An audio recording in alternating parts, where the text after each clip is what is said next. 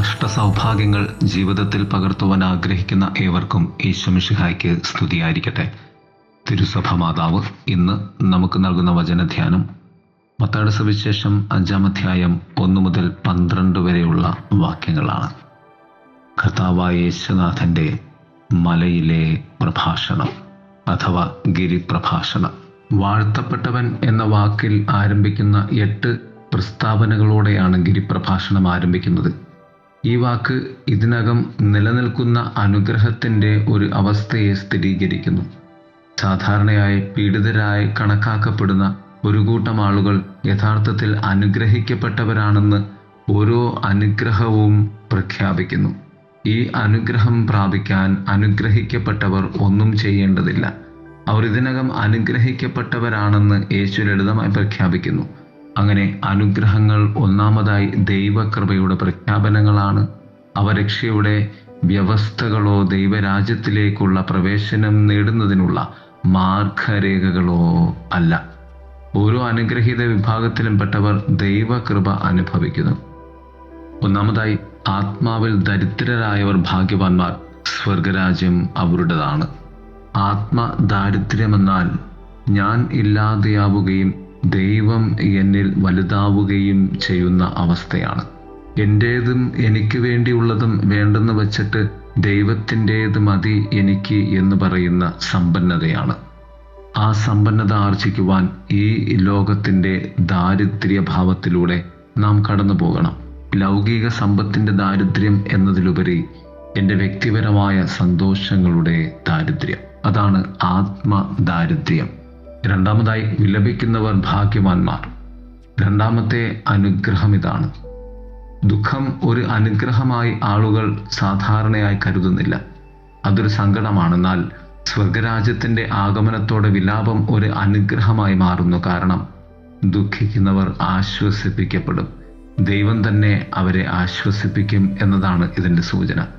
വിലാപത്തിൻ്റെ ദുരിതം ദൈവവുമായുള്ള അഗാധമായ ബന്ധത്തിൻ്റെ അനുഗ്രഹമായി മാറുന്നു. അത് തീർച്ചയായും ഒരു അനുഗ്രഹമാണ്. മൂന്നാമതായി, ശാന്തശീലർ ഭാഗ്യവാന്മാർ, അവർ ഭൂമി അവകാശമാക്കും. സൗമ്യത, ശാന്തത എന്നതിൻ്റെ അർത്ഥം ബൈബിൾ പറയുന്നത് ശക്തി നിയന്ത്രണത്തിലാണ്. പഴയ നിയമത്തിൽ മോശയെ ഭൂമിയിലെ ഏറ്റവും സൗമ്യനായ മനുഷ്യനായി വിശേഷിപ്പിക്കുന്നുണ്ട്. സംഖ്യാപുസ്തകം 12:3.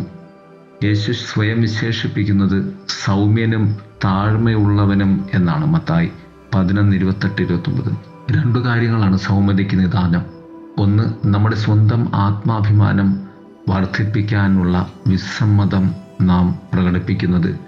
2, നമുക്ക് വേണ്ടി സ്വയം എല്ലാം സ്വന്തമാക്കുവാനോ അധികാരവും അംഗീകാരവും സ്വന്തമാക്കുവാനോ ഉള്ള മടിയാണത്. എനിക്ക് വേണ്ടിയല്ല, സ്വർഗരാജ്യത്തിന് വേണ്ടി ഞാൻ നഷ്ടപ്പെടുത്തുന്ന സത്യമാണത്. 4, നീതിക്ക് വേണ്ടി വിശക്കുകയും ദാഹിക്കുകയും ചെയ്യുന്നവർ ഭാഗ്യവാന്മാർ, അവർക്ക് സംതൃപ്തി ലഭിക്കും. പുരാതന യഹൂദ മതത്തിൽ നീതി എന്നാൽ കുറ്റവിമുക്തമാക്കുക, ന്യായീകരിക്കുക, ശരിയായ ബന്ധത്തിലേക്ക് പുനഃസ്ഥാപിക്കുക എന്നാണ്. ദൈവവുമായും ചുറ്റുമുള്ള ആളുകളുമായും ശരിയായ ബന്ധം പുലർത്തുന്നവരാണ് നീതിമാൻ. മറ്റുള്ളവരുടെ വിശപ്പിന് വേണ്ടി നാം അനുഭവിക്കുന്ന വേദനയുടെ പേരാണ് നീതി. അവിടെയാണ് നമ്മൾ ഭാഗ്യവാന്മാരായി തീരുന്നത്. അവിടെയാണ് യഥാർത്ഥ സംതൃപ്തി നമുക്ക് ലഭിക്കുന്നത്. 5, കരുണയുള്ളവർ ഭാഗ്യവാന്മാർ എന്തെന്നാൽ അവർക്ക് കരുണ ലഭിക്കും. മറ്റുള്ളവരോട് അവർ നമ്മിൽ നിന്ന് അർഹിക്കുന്നതിനേക്കാൾ നന്നായി പെരുമാറുന്നതാണ് കാരുണ്യം. ക്ഷമയെന്നത് ഒരുതരം കാരുണ്യമാണ്. അതുപോലെയാണ് നമുക്ക് സഹായിക്കാൻ ബാധ്യതയില്ലാത്ത ഒരാളെ സഹായിക്കുന്നത്, അല്ലെങ്കിൽ ആരുടെയെങ്കിലും ദുർബലത മുതലെടുക്കാൻ സഹിഷ്ണുത കാണിക്കുന്നു. കരുണയുടെ ഏറ്റവും വലിയ തലം യേശുവിലൂടെ നമ്മുടെ പാപങ്ങൾ ക്ഷമിക്കപ്പെടുകയും ദൈവാത്മാവിൻ്റെ ദാനത്താൽ നമുക്ക് സ്വയം സഹായം ലഭിക്കുകയും ചെയ്യുന്നു എന്നതാണ്. കൊരിന്ത്യൻകാർക്ക് 1-ാം ലേഖനം 12-ാം അധ്യായം.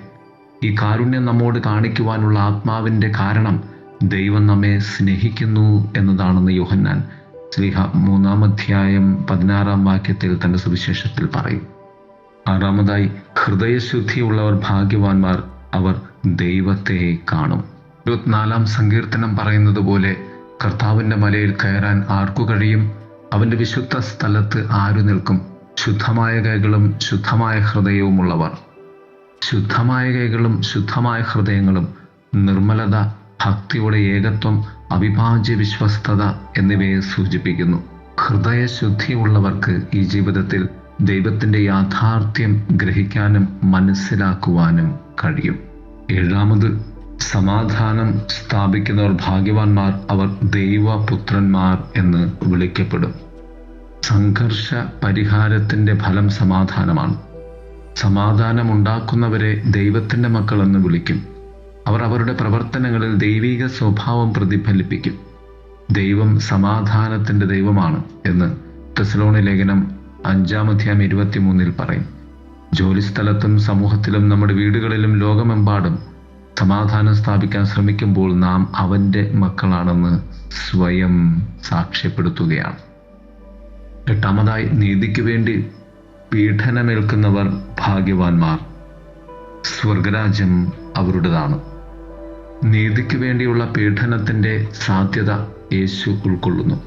ഇത് മുമ്പത്തെ 7-ൽ നിന്നും ഉയർന്നു വരുന്നു. കാരണം ദൈവത്തിൻ്റെ വഴികളെ എതിർക്കുന്ന ശക്തികൾ ഇപ്പോഴും ലോകത്തിൽ വലിയ അധികാരം വഹിക്കുന്നു. നാം യഥാർത്ഥത്തിൽ നീതി പ്രകടമാക്കിയാൽ പലരും നമ്മെ തള്ളിക്കളയുമെന്നതാണ് പതിത ലോകത്തിലെ യാഥാർത്ഥ്യം. തന്നെപ്പോലെ ദൈവരാജ്യം പ്രഖ്യാപിച്ച പ്രവാചകന്മാർ പീഡിപ്പിക്കപ്പെട്ടുവെന്ന് ചൂണ്ടിക്കാട്ടി യേശു വിശദീകരിക്കുന്നു. എൻ്റെ പേരിൽ ആളുകൾ നിങ്ങളെ നിന്ദിക്കുകയും ഉപദ്രവിക്കുകയും നിങ്ങൾക്കെതിരെ എല്ലാത്തരം തിന്മകളും വ്യാജമായി പറയുകയും ചെയ്യുമ്പോൾ നിങ്ങൾ ഭാഗ്യവാന്മാർ. നിങ്ങൾ സന്തോഷിക്കുകയും ആഹ്ലാദിക്കുകയും ചെയ്യുക, കാരണം സ്വർഗത്തിൽ നിങ്ങളുടെ പ്രതിഫലം വലുതാണ്. കാരണം നിങ്ങൾക്ക് മുമ്പുണ്ടായിരുന്ന പ്രവാചകന്മാരെയും അവർ ഉപദ്രവിച്ചു എന്ന്. പ്രവാചക ഗണത്തോട് ചേർന്ന് ദൈവത്തിന് വേണ്ടി ജീവിച്ച നീതിമാന്മാരോട് ചേർന്ന് നാമം ഗണിക്കപ്പെടും എന്നാണ് വചനം നമ്മെ ഓർമ്മപ്പെടുത്തുന്നത്. പ്രിയമുള്ളവരെ, ഈ അഷ്ടസൗഭാഗ്യങ്ങളെ നമുക്ക് നമ്മുടെ ജീവിതത്തിൽ ഒപ്പിയെടുക്കാം. നമ്മുടെ ഹൃദയത്തിൽ ദൈവസ്നേഹത്തിൻ്റെ നനവുണ്ടാക്കുന്ന ദൈവ സാന്നിധ്യങ്ങളാക്കി തീർക്കാം. ദൈവം നമ്മെ സമൃദ്ധമായി അനുഗ്രഹിക്കട്ടെ. ആമേൻ.